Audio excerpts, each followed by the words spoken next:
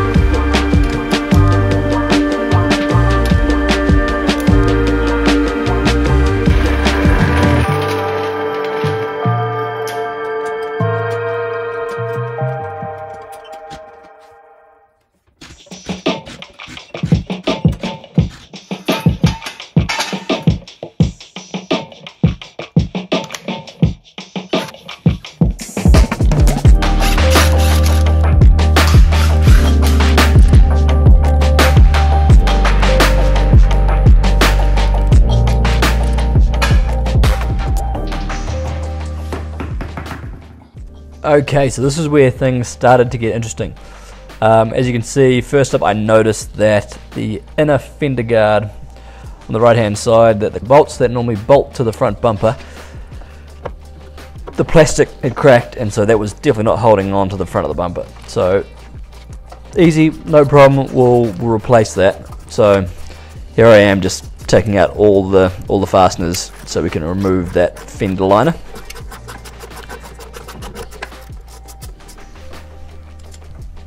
As always with the fender liner, pull it out and I got a mouthful of dust. But so far, not too bad. If that's the only issue I have today, everything's going to be okay. The other side, from first glance, looked pretty good. There was no damage to where the fasteners attached to the bumper, so that was going to be okay. Would clean it up at another point, but that seemed like it was going to be no issue.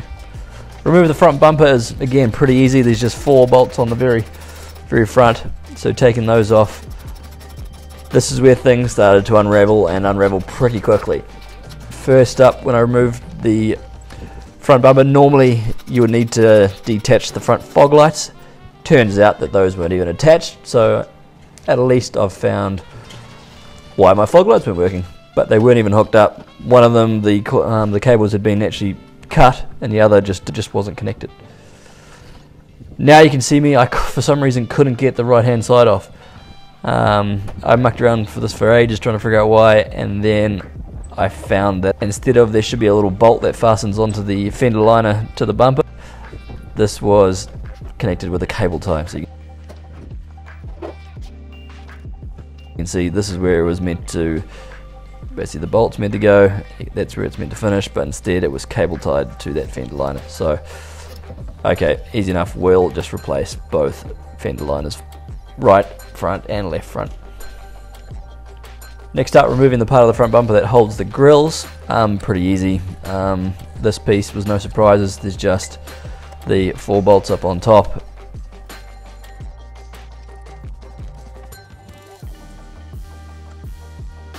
Two on each of the sides by the wheel wells.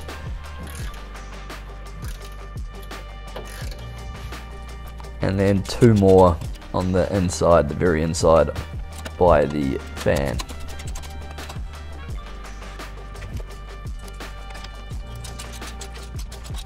And once all those bolts are removed, it should come out pretty easily.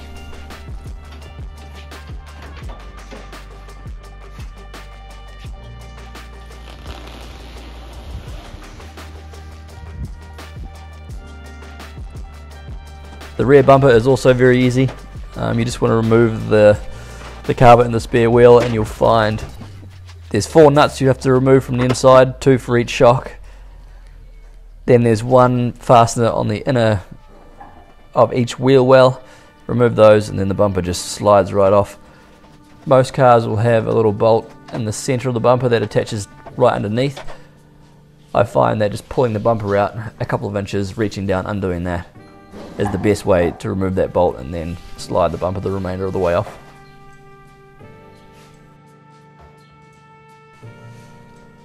Okay, so on to removing the spoiler and come across our next issue. So the further I dig into this, the more it looks like it's been put together not that well.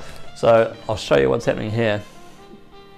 Okay, so if you take a look at the bolts they've used to mount the spoiler, they've obviously used a bolt that's rusted. So that used to be a Phillips screw, and you can see there is absolutely no chance that I'm going to be able to use a Phillips screwdriver to get that out. So it looks like we're going to have to drill them. Same for the one up top. You probably won't be able to see that. Nah. But same for the one in there. Again, totally rusted out.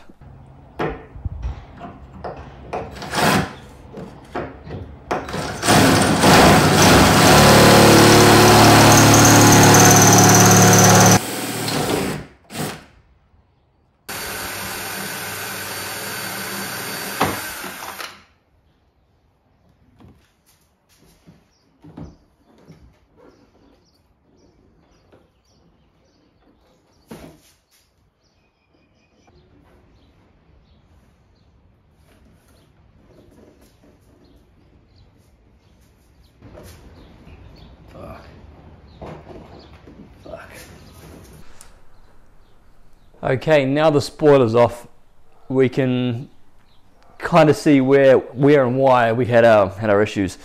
And again, the deeper I dig into this car, the more issues I come across. So yeah, take a look at this. So you can see the job that the previous person has done was not a good one. The rust just was in the bolts. They obviously haven't sealed off the, or at least painted and protected the new bolts they made in, because you can see all the rust in here has rusted that out. You can see the bubbling around here, so we're going to have to take that back. So basically, you know, more rust in here. The other side is not as bad, but still you can see where it's been bent, and in there you got rust bubbling. Okay, so looking at that, I mean, the tally of what's going to panel and paint is growing. It's growing. Really, it's not too bad. I don't think I'm going to uncover any other problems now. Everything's basically, I've basically looked over everything, and I think we're going to be okay. So we've just got, that needs to go to the panel and paint. We've got both bumpers, the front and rear bumper, the hood, now the boot, and then just below the rear window. But that's it. Everything else is looking pretty sharp, so we should be able to just polish the rest of it to make it look good, and then we're there. So next video you'll see I've got to remove both the rear glass, just the seals are perished, and the trim piece along the top of the windows is gone. So, well, it's not gone, but it needs replacing, and that's basically us. Then we can start getting, well, this week we'll hopefully get those panels into paint, get that done, and then we're getting pretty close to being able to polish the whole car. So again, thanks for watching. Stay tuned. Plenty more to go. Probably more than I was after on this car. So yeah, again, we'll see you in the next one.